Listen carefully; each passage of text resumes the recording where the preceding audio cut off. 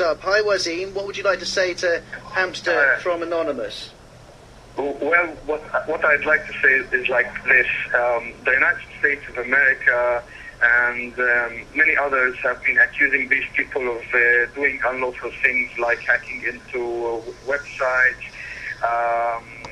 But the United States of America is using exactly the same methods, because if you can remember, the WikiLeaks website went down a few hours or one day after they made these documents public.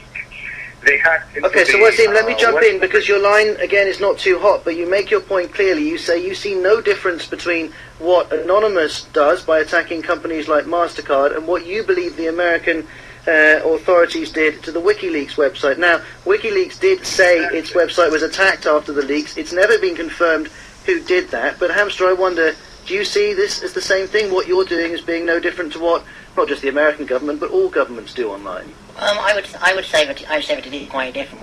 We're not trying to permanently drive anything offline in this case, or at least that's my understanding of it. And we're not attempting to suppress information. So you don't see, but some people would say, hold on, you're justified in doing what you do because other governments, when they feel under threat, will take any measures online to put their side of things. Well, it is a very thin and dangerous line, but that can be said for any form of activism. And Wasim, in Israel, do you think Anonymous is justified in what it's doing? I think yes, because it's very important to keep WikiLeaks online. It's very important to keep its funds ongoing, because the world needs to know the truth, and the truth is not only what the United States wants us to know. Okay, so I'm going to jump in again, Wasim, because of your line, but I'm hearing you nice and clearly saying that you think it's absolutely justified what Anonymous is doing. Everything should be done to get the information WikiLeaks had out into the public domain. Now, if you're just joining us, What Have You Say has come to the bedroom of Hamster. He's part of this group called Anonymous. They call themselves internet activists. Other people call them hackers. Either way, they're not disputing the fact they've been involved in attacks on websites of companies like Visa, MasterCard, PayPal, Amazon, also a Swiss bank which froze an account which Julian Assange has. And all of these actions over the past couple of weeks have been in support of WikiLeaks. We also mentioned just before the news, Anonymous has also attacked Scientology, and that's been another cause it's taken up over the past couple of years. We did invite the Church of Scientology to put a guest onto the program, but they said that they didn't want to take part. And we've had a number of text messages. I also mentioned before the news this attack on the website Gawker and the company Gawker,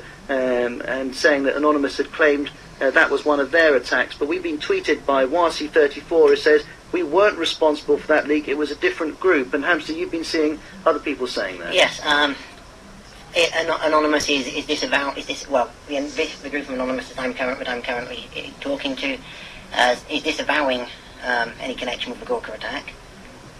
Mainly because it's turning into a PR disaster rather than because they weren't involved.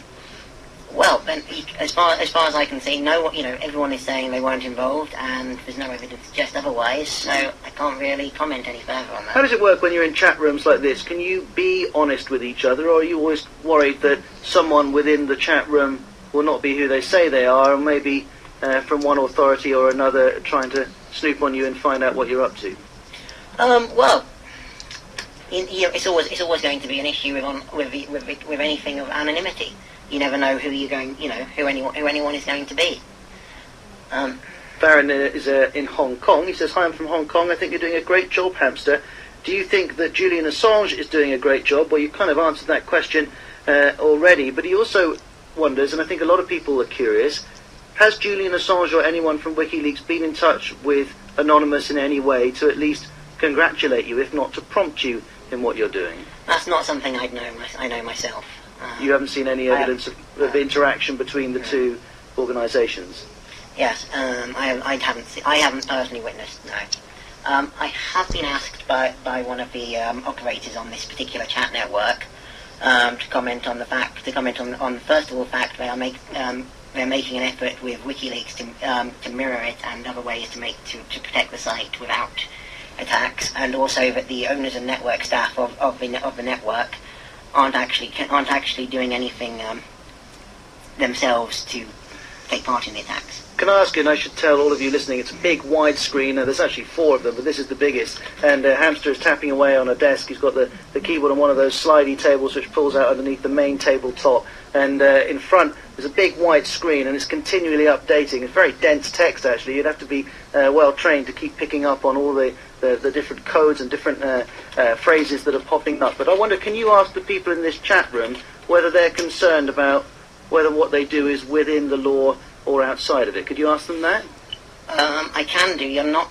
I don't know what kind of response I'm going to get. Well, we can try, can't we? A lot of them are listening, so...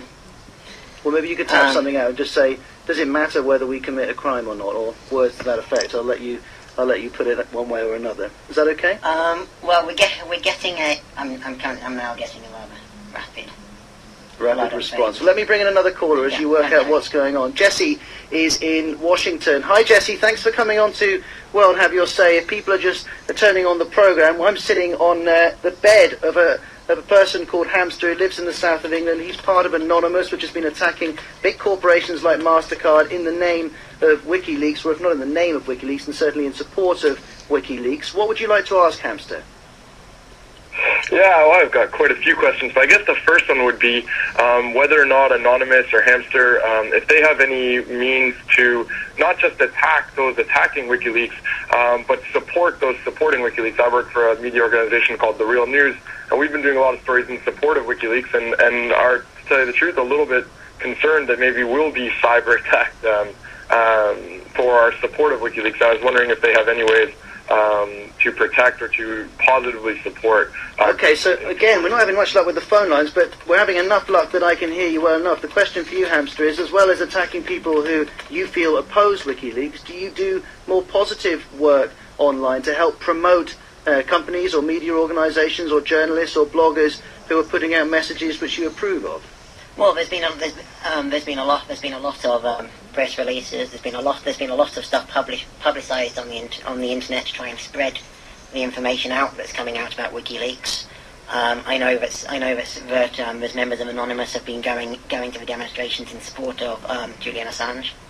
And in case people are not putting 2 and 2 together, you're the guys who turn up wearing funny masks, which is quite photogenic, I guess, and journalists tend to pick up on them and put you on the front page, which I guess is what you're looking for. Not personally. I'm not. Where is your mask, by the way? Do you keep it in the? Keep it in your t-shirt drawer, or where do you? It stays in the drawers normally. Okay. Let's say thanks to you, Jesse, in Washington, and bring in Jeff in the Netherlands, who called us, listening live on medium wave to the BBC. Hi, Jeff. What's your point for Hamster? Hello. Well, first I'd just like to say that you keep saying that he doesn't, and he says he doesn't claim to represent anyone other than himself, which is very nice. But of course, he inadvertently does represent, I think, billions of people who believe in openness and believe in what WikiLeaks is doing. WikiLeaks is the greatest thing that's ever come along. It should have come along before, and I'm glad that we have the internet, so it does. And I'm extremely upset that the general media that most people listen to, including, I'm afraid, the BBC and Ross right now, are try to redirect the issue away from what the real criminals are doing towards the supposed crime of hacking, which, according to my count, has not cost a single life. One moment, Jeff. Let's jump in because you're making Jeff, let me jump in here a couple of minutes because you're making a couple of points. If the BBC had an agenda one way or the other, we wouldn't set up an enormous range of different guests on the issues that have been raised by WikiLeaks. We've received a great deal of criticism online for coming and speaking to Hamster. We're not here to promote what he does or even to say that it's acceptable, but we are here to understand why he's doing it. I wonder, Hamster, whether you and your colleagues within Anonymous, who you're talking to online at the moment, feel that the media is fair to you and your cause. Well, I feel there's a huge range of different versions of things coming out in the media. Not all of which are correct or accurate. In response to how we're being portrayed, I've actually been passed a message from the chat room saying that I need to stress that we have no formal leadership. So, and obviously, I'm just giving my opinions, and there's an idea, it seems to come across in a lot of the articles, that we do have a formal command structure, which... But what about the general coverage that you receive? Do you think it's fair when you look at mainstream media organisations like Reuters or the BBC or CNN or Sky News? I think it can vary wildly. Sometimes an article can be good and portrays in a good light. But Jeff's clearly furious, thinking that people like you aren't getting a fair crack at it. I think sometimes we do get some negative coverage, but all we can do is try and move on from that and just do your best. A quick point from you, Jeff, if you'd like. Of course you can. Okay, for instance, the BBC yesterday had an interview with Assange, and which I was very much looking forward to. He wanted to talk about WikiLeaks, but the interview. Jeff, I'm going to come in here because that was no. I apologise. I'm going to come in here and I'll tell you why. It was an interview on a television programme produced by BBC News called Newsnight. It was conducted by Kirsty Walk, one of our most senior presenters. I didn't present the show. No one from World Have Your Say edited the show, and it's just not for us to comment on how that was handled. However, if people want to watch it and judge it for themselves, they can do so at bbcnews.com. Hamster, our time is just about up. Thank you very much indeed for coming and speaking to all of our audience. We appreciate you doing that. You're very welcome, thank you. And what's the tone in the chat room? Is it generally supportive? There's a mix. It goes from supportive to quite hostile.